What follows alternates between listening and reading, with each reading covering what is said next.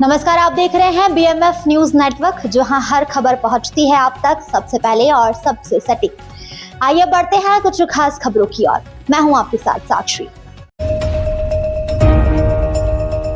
जंतर मंतर पर छात्रों के आंदोलन को समर्थन, सफलता पर डॉक्टर सलीम शेख की ओर से छात्रों को बधाई।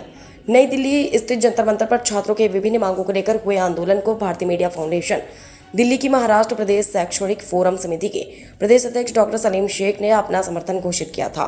छात्रों की न्यायोचित मांगों और उनके अधिकारों के लिए इस आंदोलन को समर्थन देने के बाद छात्रों को मिली सफलता पर डॉक्टर सलीम शेख ने सभी छात्रों का आभार व्यक्त किया है।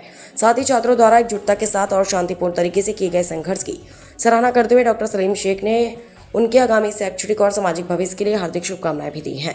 डॉक्टर सलीम शेख ने कहा है कि वे छात्रों के मुद्दों और उनके उज्जवल भविष्य के लिए सदैव समर्थन देने की भूमिका निभाते रहेंगे। महाराष्ट्र स्टेट हेड राघवेंद्र वाघ की खास रिपोर्ट। नमस्कार, मी भारतीय मीडिया फाउंडेशनच्या वतीने शैक्षणिक फोरम कमिटीचा अध्यक्ष बोलतो, महाराष्ट्र राज्याचा अध्यक्ष बोलतो।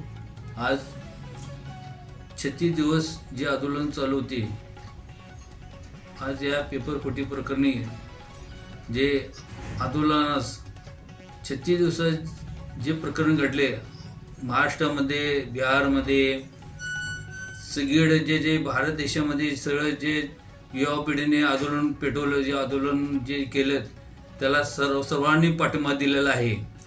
तर आमच्या शैक्षणिक फोरम कमिटीच्या वतीने मी त्यांना पाठिंबा दिलेला होता आणि त्यांना जे धर्मेंद्र प्रधान केंद्रीय शिक्षण मंत्री होते त्यांना राजीनामा द्यावा लागला आणि अशाच प्रकारे जर असं काही घडत गेलं असलं आणि इथून पुढे जर घडत गेलं तर अशा प्रकारे आंदोलन करून प्रत्येक शैक्षणिक क्षेत्रामध्ये जर युवा पिढीला किंवा स्टुडंट जे असतात, जे शिकणारे असतात, त्यांना इथून पुढे असंच आंदोलन करून त्यांनी असंच यश मिळवू जावं अशीच माझी इच्छा आहे।